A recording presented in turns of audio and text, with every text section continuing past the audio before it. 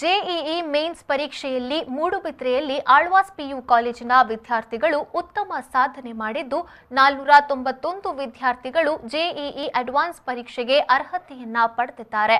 ಆಳ್ವಾಸ್ ಒಂದೇ ಸಂಸ್ಥೆಯಿಂದ ಗರಿಷ್ಠ ಸಂಖ್ಯೆಯು ಅರ್ಹತೆ ಪಡೆದಿರುವುದು ದಾಖಲೆ ಎಂದು ಆಳ್ವಾಸ್ ಶಿಕ್ಷಣ ಪ್ರತಿಷ್ಠಾನದ ಅಧ್ಯಕ್ಷ ಡಾಕ್ಟರ್ ಎಂ ಮೋಹನ್ ಆಳ್ವಾಸ್ ಸುದ್ದಿಗೋಷ್ಠಿಯಲ್ಲಿ ತಿಳಿಸಿದರು.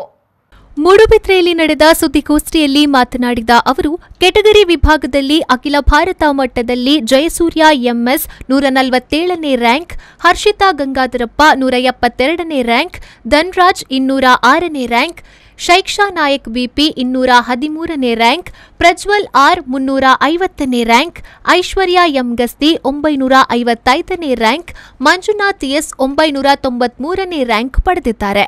ಕಿರಣ್ ರೆಡ್ಡಿ ಆರ್ ಜೆಇಇ ಆರ್ಕ್ನಲ್ಲಿ 99.48 ಮತ್ತು ಜೆಇಇ ಮೇನ್ಸ್ನಲ್ಲಿ ಕಿರಣ್ ರೆಡ್ಡಿ 99.26, ವರುಣ್ ಅನ್ನಾ ಸಾಬ್ ಶಿಪುರೆ 99.04, ಸುಜ್ಞಾನ್ ಆರ್ ಶೆಟ್ಟಿ 98.95, ಗುರುರಾಜ್ ಮಹದೇವ್ ಮಾದನ್ನಾವರ್ 98.75% ಪಡೆದಿದ್ದಾರೆ.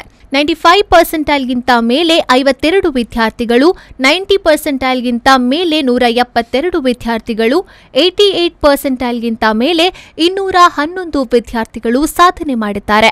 491 ವಿದ್ಯಾರ್ಥಿಗಳಲ್ಲಿ 77 ಸಾಮಾನ್ಯ ವರ್ಗದ, 335 ಒಬಿಸಿ ವರ್ಗದ, 48 ಎಸ್ಸಿ ವರ್ಗದ ಹಾಗೂ 31 ಎಸ್ಟಿ ವರ್ಗದ ವಿದ್ಯಾರ್ಥಿಗಳಿದ್ದಾರೆ ಎಂದು ಮೋಹನ್ ಆಳ್ವಾ ಮಾಹಿತಿಯನ್ನ ನೀಡಿದ್ದಾರೆ. ಕೂತ್ಕೊಂಡದ್ದು 16 ಲಕ್ಷ ಆದರೂ ಕೂಡ ಕೂತ್ಕೊಂಡದ್ದು ದೇಶದಲ್ಲಿ 16 ಲಕ್ಷ ಆದರೆ ಅದರಲ್ಲಿ 2.5 ಲಕ್ಷದಷ್ಟು ಜನರು ಅರ್ಹತೆಯನ್ನು ಪಡೀತಾರೆ ಅವರು ದೇಶದಲ್ಲಿ. ಇನ್ನು ಮುಂದಿನ ಇದಕ್ಕೆ ಅದರಲ್ಲಿ ನಮ್ಮ ವಿದ್ಯಾಸಂಸ್ಥೆಯಿಂದ 495 ವಿದ್ಯಾರ್ಥಿಗಳು ಅರ್ಹತೆಯನ್ನು ಪಡೆದಿರ್ತಾರೆ. 77 ಜನ ಸಾಮಾನ್ಯ ವರ್ಗದವರು, 335 ಜನ ಒಬಿಸಿ ಅವರು ಮತ್ತು 48 ಎಸ್ಸಿ ವರ್ಗದವರು, 35 ಎಸ್ಟಿ ವರ್ಗದ ವಿದ್ಯಾರ್ಥಿಗಳು ಸೇರಿದ್ದಾರೆ.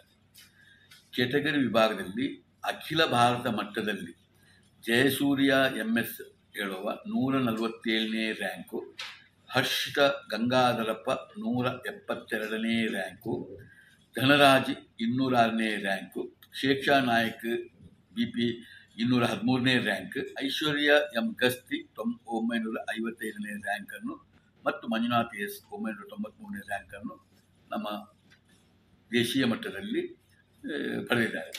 ವಿದ್ಯಾರ್ಥಿಗಳಾದ ಕಿರಣ್ ರೆಡ್ಡಿ RJEE ಆರ್ಕಿನಲ್ಲಿ 99.48 ಮತ್ತು JEE ಮೇನ್ಸ್ನಲ್ಲಿ 99.26 ಇಷ್ಟು ಸಾಧನೆ ಮಾಡಿದ್ದಾನೆ. ವರುಣ್ ಅನ್ನಾ ಸಾಬ್ ಸಿಪುರೆ 99.4, ಸುಜ್ಞಾನ್ ಆರ್ ಶೆಟ್ಟಿ 98.95, 95%ಗಿಂತ ಮೇಲೆ 52 ವಿದ್ಯಾರ್ಥಿಗಳು, 90%ಗಿಂತ ಮೇಲೆ 172 ವಿದ್ಯಾರ್ಥಿಗಳು, 88%ಗಿಂತ ಮೇಲೆ 211 ವಿದ್ಯಾರ್ಥಿಗಳು ಸಾಧನೆಯನ್ನು ಮಾಡಿದ್ದಾರೆ.